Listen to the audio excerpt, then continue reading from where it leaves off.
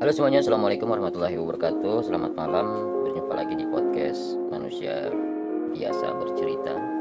Di segmen podcast kali ini saya ingin menyampaikan dan juga ingin berbagi informasi terkait COVID-19, di mana saat ini saya sedang membuka buku saku pasca sembuh COVID. Jadi ada buku saku yang disusun oleh Universitas Airlangga, Fakultas Kedokteran Satgas COVID-19 FK Unair. Saya dapat buku ini, di mana buku ini juga ada informasi yang baru juga saya dapatkan. Dan apa isi buku saku ini? Yuk kita baca bersama-sama dan selamat mendengarkan. Buku saku pasca sembuh COVID-19 Februari 2021. Jadi mungkin buku ini berisi sebuah pertanyaan-pertanyaan, kemudian dari tenaga ahli mungkin ini ada jawabannya. Jadi sebelumnya mungkin saya akan sampaikan pertanyaannya, kemudian di bawahnya selanjutnya akan saya sampaikan jawabannya atau ungkapan dari penjelasan. Baik, yang pertama adalah apakah saya sudah sembuh COVID-19? Syarat dikatakan sembuh: lepas isolasi plus surat kesehatan dari dokter. Kriteria lepas isolasi: gejala berat atau kritis, selesai isolasi minimal 10 hari plus 3 hari, bebas gejala, kemudian sudah swab PCR 1 kali dengan hasil negatif. Untuk gejala ringan atau sedang, yaitu selesai isolasi minimal 10 hari plus 3 hari, bebas gejala.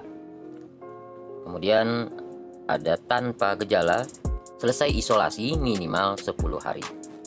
Itulah kategori lepas isolasi. Pertanyaan selanjutnya yaitu setelah dinyatakan sembuh, mengapa saya masih bergejala? Penjelasannya adalah fenomena ini dinamakan fenomena long COVID-19, yaitu adanya gejala COVID-19 yang bertahan atau muncul kembali berminggu-minggu hingga berbulan-bulan setelah pasien dinyatakan sembuh. Gejala yang sering tetap bertahan: mudah lelah, batuk, hilang penciuman, nyeri kepala, nyeri otot, mual, diare, nyeri perut, dan dada. Itu adalah gejala-gejalanya fenomena dari long COVID-19. Kemudian faktor-faktor yang mempengaruhi atau faktor resiko mengalami long COVID ada 3, yaitu darah tinggi, obesitas, dan gangguan jiwa. Itu faktornya. Nah, kemudian ada informasi lagi, long COVID tidak menular, boleh beraktivitas biasa, merupakan sisa gejala COVID, tetap rutin kontrol ke dokter. Nah, itu pernyataannya dari long COVID. Pernyataan bahwa long COVID itu tidak menular, boleh beraktivitas biasa, merupakan sisa gejala COVID, tetap rutin kontrol. Jadi harus tetap kontrol walaupun sudah dinyatakan sembuh.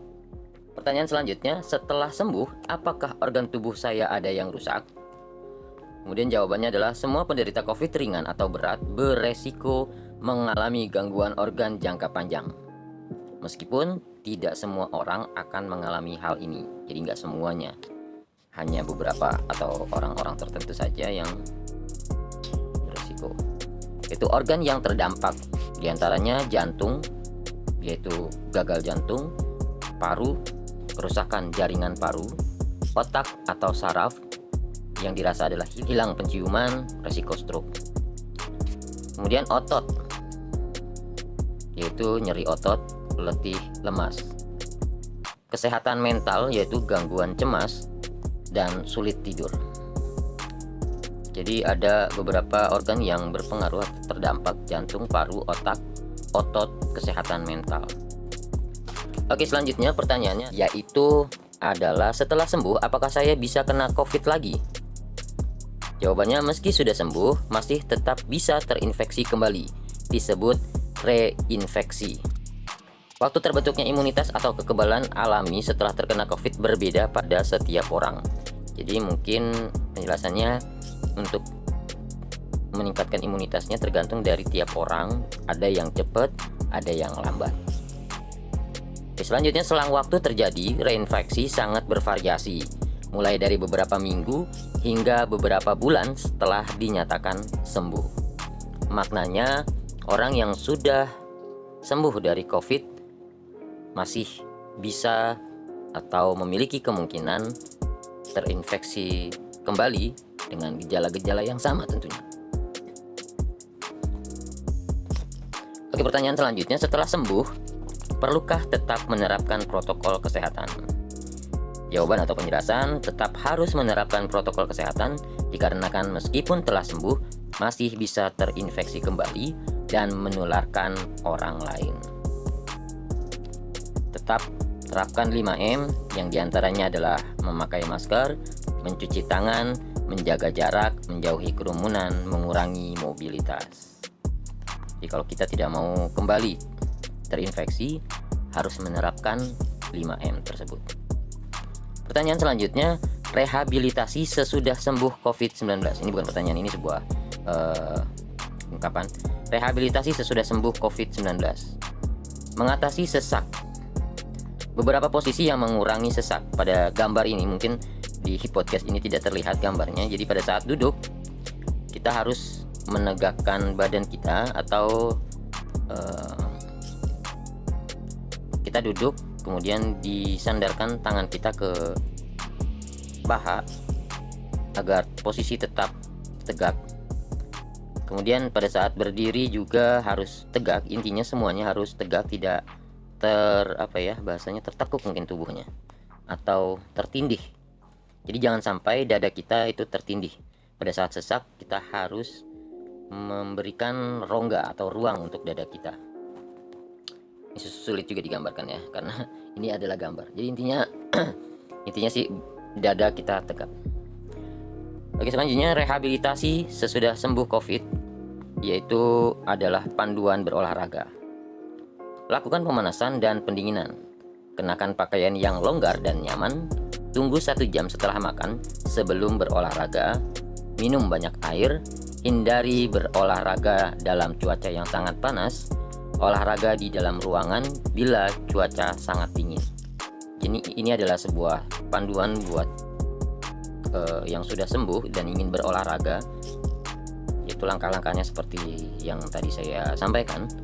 Jadi jangan pernah memaksakan langsung di push atau di berolahraga dengan seperti sebelumnya, sebelum terkena COVID. Jadi harus ada tahapan-tahapan yang harus diikuti. Kemudian berhenti olahraga apabila merasa mual, pusing atau nyeri kepala, sesak nafas yang parah, keringat berlebih, nyeri dada, nyeri otot hebat.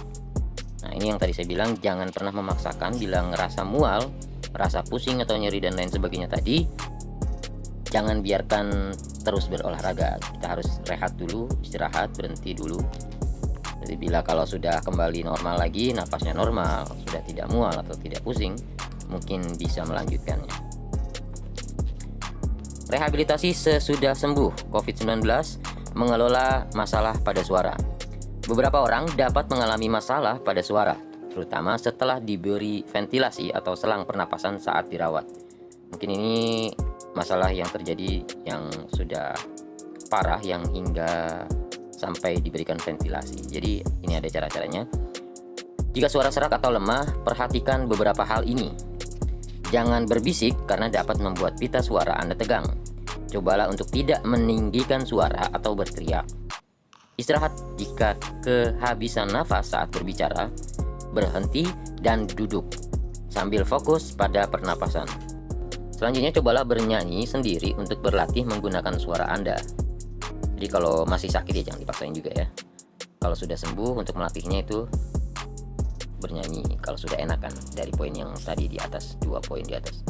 Gunakan cara lain untuk berkomunikasi seperti menulis, mengirim pesan, atau menggunakan gerakan jika sulit atau tidak nyaman saat berbicara. Jadi kalau ngomongnya masih nggak enak, bisa gunain media yang ada sekarang ini, bisa telepon, bisa mengirim pesan atau WA atau chat lain sebagainya. Rehabilitasi sesudah sembuh, selanjutnya itu mengelola masalah pada menelan.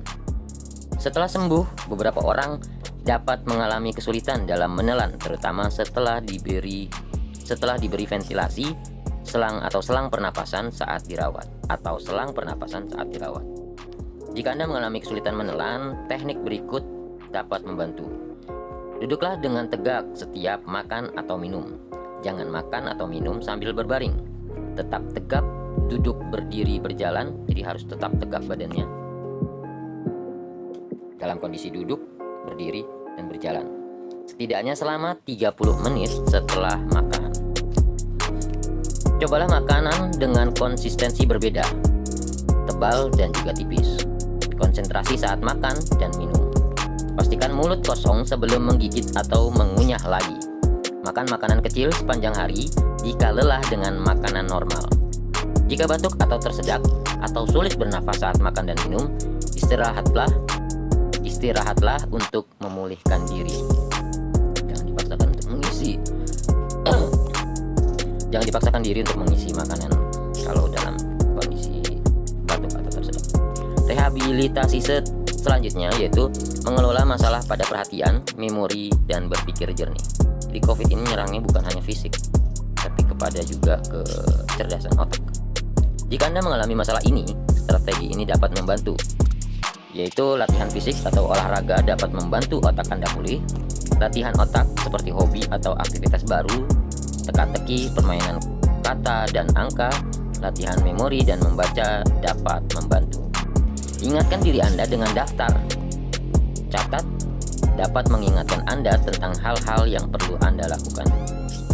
Bagi aktivitas menjadi langkah-langkah kecil untuk menghindari perasaan kewalahan. Jadi harus dibagi pekerjaannya atau aktivitasnya.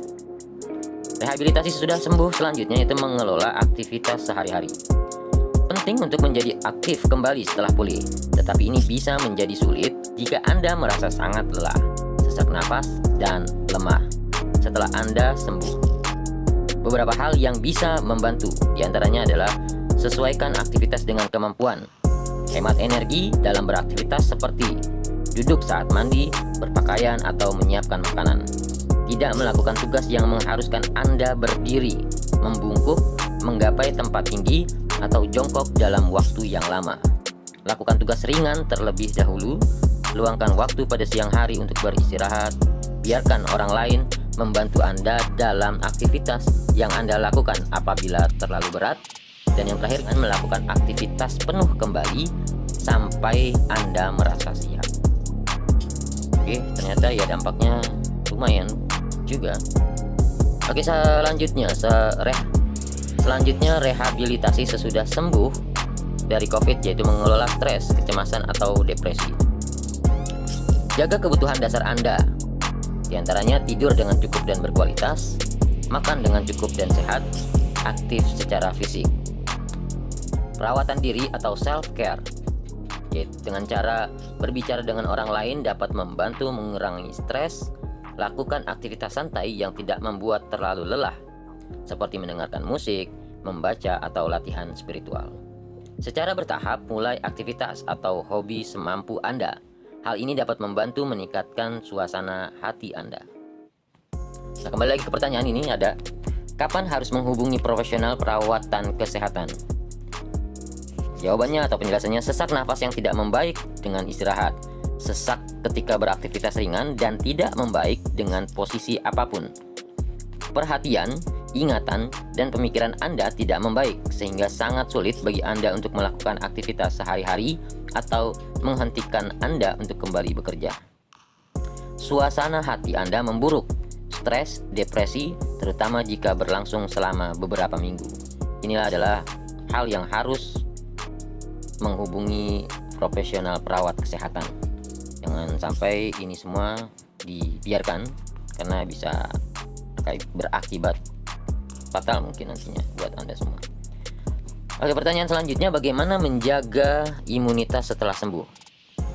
Penjelasan, konsumsi makanan bergizi diantaranya tinggi protein, antioksidan, vitamin, dan mineral. Tidur dengan cukup, olahraga yang teratur, hindari rokok dan alkohol, manajemen stres, melakukan vaksinasi. Oke, selanjutnya adalah pertanyaannya, setelah sembuh apakah boleh divaksin? Penjelasan, disarankan tetap dilakukan vaksinasi untuk mencegah penularan virus karena meski sembuh tetap beresiko terinfeksi kembali. Pembentukan imunitas atau kekebalan alami tidak bertahan selamanya. Waktu pembentukan imunitas bervariasi. Kondisi di Indonesia saat ini, vaksin belum diprioritaskan untuk penyintas COVID. Penyintas apa ya? Nggak ngerti ya, penyintas. Dan ini itulah tadi poin-poin yang perlu diketahui. Dan ini terakhir adalah kata bijak. Sehat adalah dasar dari semua nikmat Tuhan, yang tanpanya semua nikmat menjadi kurang utuh. Peliharalah kesehatan Anda, karena ia yang akan mewadahi umur panjang Anda. Mario Teguh. Oke, dan itulah tadi beberapa poin-poin atau informasi terkait kegiatan yang harus kita lakukan setelah sembuh dari COVID. Jadi walaupun kita sudah sembuh, bukan berarti kita sudah tidak bisa terinfeksi lagi. Karena pernyataan tadi sudah jelas, walaupun sudah sembuh bisa terinfeksi kembali. Oleh karena itu, kita semua harus menjaga diri dan keluarga kita dengan 5M: memakai masker, menjaga jarak, mencuci tangan, mengurangi mobilitas, dan menghindari perkumpulan. Dari beberapa pernyataan di buku saku ini, saya juga mendapatkan informasi atau cerita dari orang yang sudah sembuh dari COVID-19, di mana betul adanya dia masih merasakan batuk, masih merasakan sesak nafas di dada, kemudian masih lemas. Jadi saat dia sudah dinyatakan sembuh, sudah bekerja, dan pada saat dia bekerja, staminanya masih belum juga seperti sebelumnya.